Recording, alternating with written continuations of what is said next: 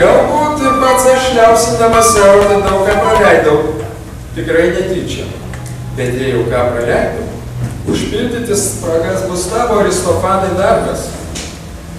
O gal tu kaip kitaip ketini liausinti Erodą? Nagi, kalbėk, liovėsi ir tavo žaksulis. Taip, iš tikrųjų liovėsi. Bet tik tai po to, kaip pavartojau prieš jį patavačiavimą.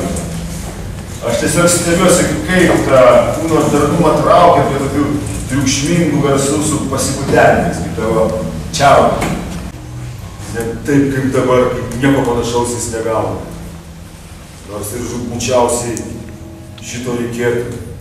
Juk tarp žmonių jis yra pats didžiausias žmonių draugas. Jis padeda žmonėms ir gydo tai, ko pagydymas atneštų žmonėms didžiausią palaimą. Todėl dabar mėginsiu jums paaiškinti šito Dievo galią. O jūs jau kitus pamokysite. Pirmiausia, mes turime patirti apie žmonių prigimtį. Ir kas jai nutiko. Senovėje mūsų prigimtis buvo ne tokia kaip dabar, o visiškai kitokia. Pirmiausia, tai buvo 3 žmonių lygis. Ne kaip dabar vyriškai ir moteriškai. Buvo dar 3 lytis jungusi šias abi. Vardas liko iki šiol. Bet šit pati dabar išnykusi. O tais laikais buvo androginų atskiroji lytis ir pavidalų, ir vardu jungė vyriškąją ir moteriškąją lytį. Dabar liko tik smerkiamasis vardas. Be to, kiekvieno visas pavidalas buvo apvalus. Ir nugara, ir šonai buvo lenkti ratu. Rankos buvo 4. Tiek pat buvo ir kojų. Buvo 2 visiškai vienodi veidai ir priešti priešingas pusės.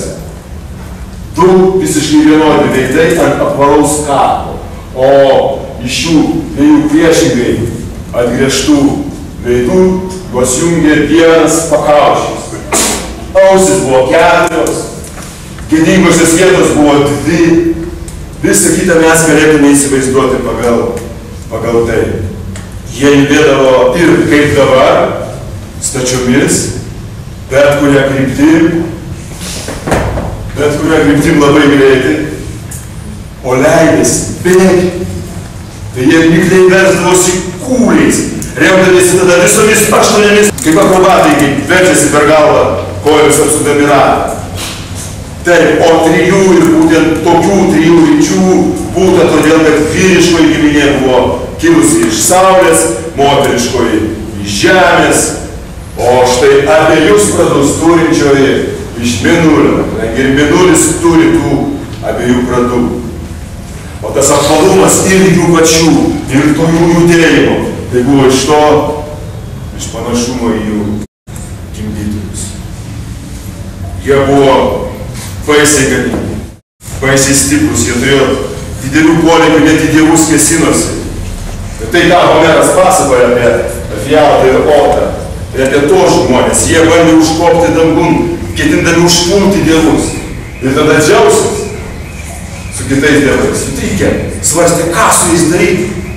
Negalėjo jų nužudyti ir sunaikinti visą giminę, trenkdami perkūnais, kaip gigantus. Ne, jie negalėjo, nes kartu būtų išnykęs iš žmonių gaunamas pagarbumas su atnašavimas. Bet tai negalėjo leisti jiems ir savivaliauti. Vargais negalais. Dzeusas sugalvojo ir paskelbė. Atrodo, būsiu radęs išeitį ir kad žmonės išliktų ir apsibeliautųsi šitaip šėliojami. Tuoj aš juos, pažadėjo jis, kiekvieną perpjausiu pusiau. Tada jie šokinės vieną koją. Jeigu dar sykį pamatysiu, kad jie šėlsta ir nesiteikia ramiai elgtis, perpjausiu pusiau, tada šokinės vieną koją. Jie pasidalys ir pasidarys silpnesni ir drauge mums bus naudingesni, nes padidės jų skaičius. Šitai pasakęs, jis ėmė pjaustyti juos, žmonės, paprasčiausiai kaip šermukšnio uogas, kad pjausto lankymui arba pirtus kiaušinius šalą. Tada vieną pervėlę žmogų jis liepdavo Apolonui veidą ir pusę kaklo atgręžti į pilną pusę. Įdant reikėdamas, kad yra perjautas, žmogus būtų kuklesnis.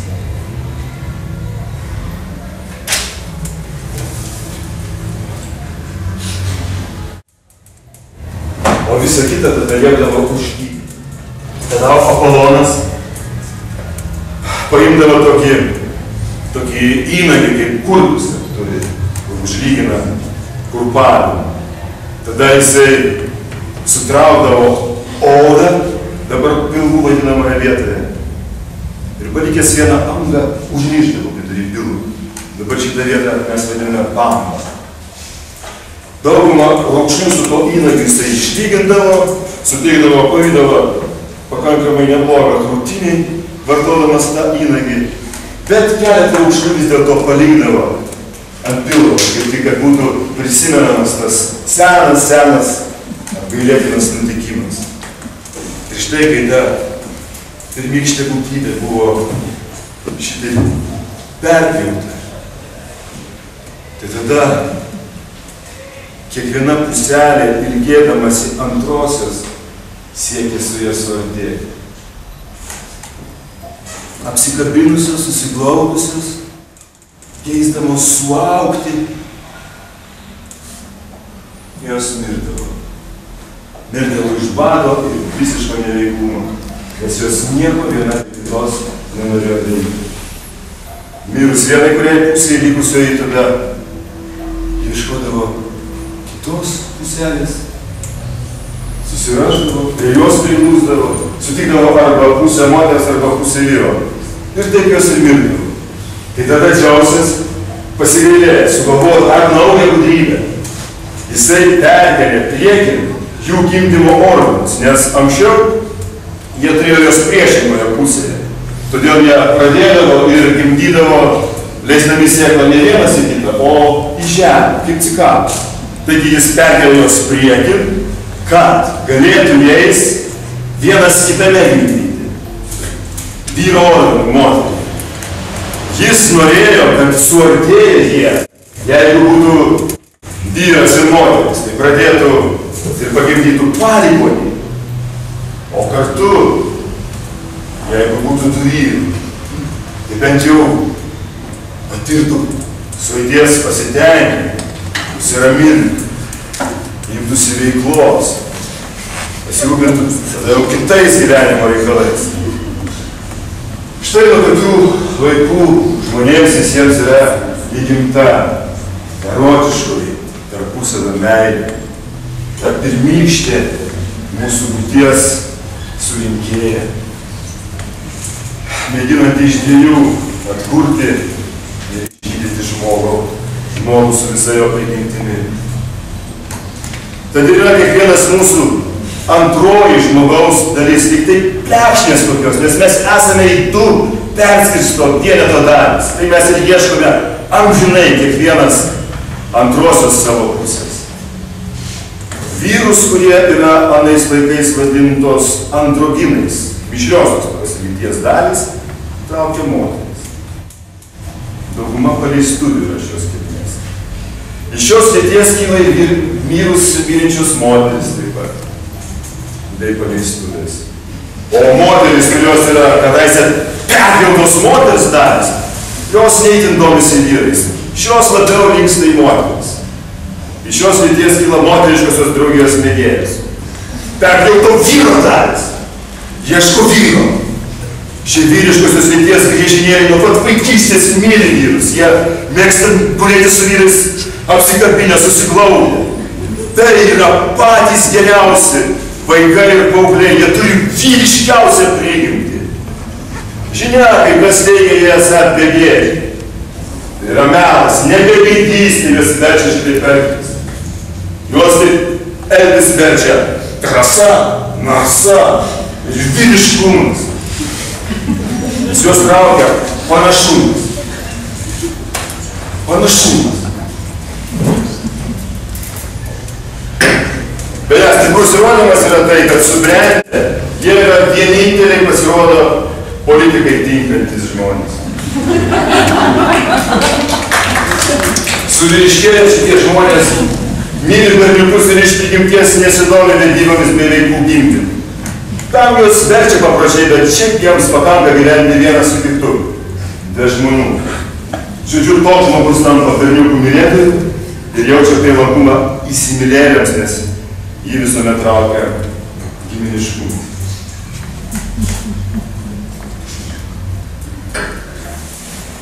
Bet jeigu berniukų mylėtas ar bet koks kitas žmogus aptinka būtent tą antrąją savo pusę, tai jo tada pantinos labiaus sukrečiančio prielankumo, artumo ir meilės tiesiog netrumpam nenori vienas su kitu skirtis. Jie drauge leisdami visą gyvenimą, šitie žmonės negalėtų pasakyti, ko jie vienas iš kito nori. Nu kas patikėtų, kad tai yra dėl lytinės sueities. Tai ir džiaugiasi ir vežėsi šitai būti kartu. Ne, aišku, kad jų siela nori ko kito, bet ko nepajėgia pasakyti. Jie tik pranašiškai nujaučia šį savo norą ir mįslingai apie jį byloja. Jeigu jiems gulint drauge, prieitų šalia jų su visais savo įnagiais Hefaistas ir paklaustų jų, tai kartu drauge gulinčių. Žmonės, kogi jūs iš tikrųjų vienas iš kito nori? Tada jiems taip sutrikus, dar sykį paklausė. Tai gal jūs norite kuo labiau sutapti, kad nei dieną, nei naktį nereikėtų vienam kito palikti? Aš klausiu, nes jeigu šito trokštate, aš galiu tai padaryti. Aš galiu jūs karšto oro srove sulydyti į dieną.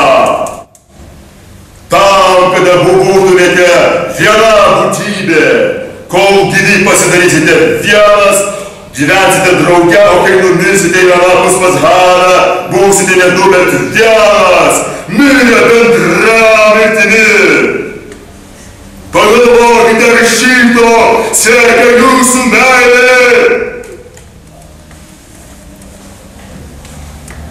Ar būtumėte patenkinti tokiu likimu?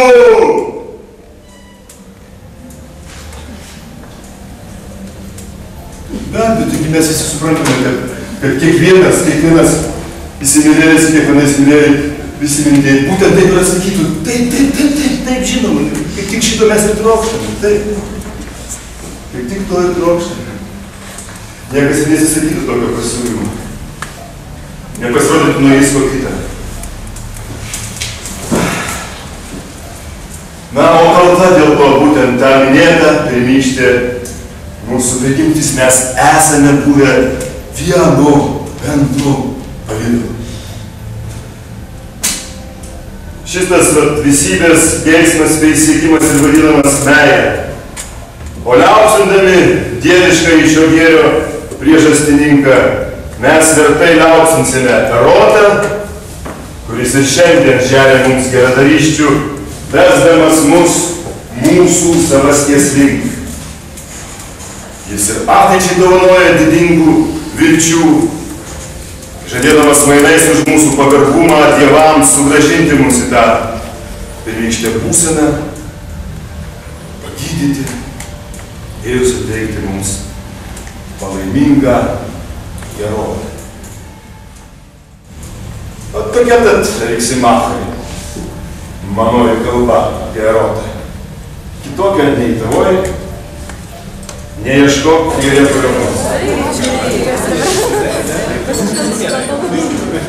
Kaip tik scenoje tiesiai prie pradėjo.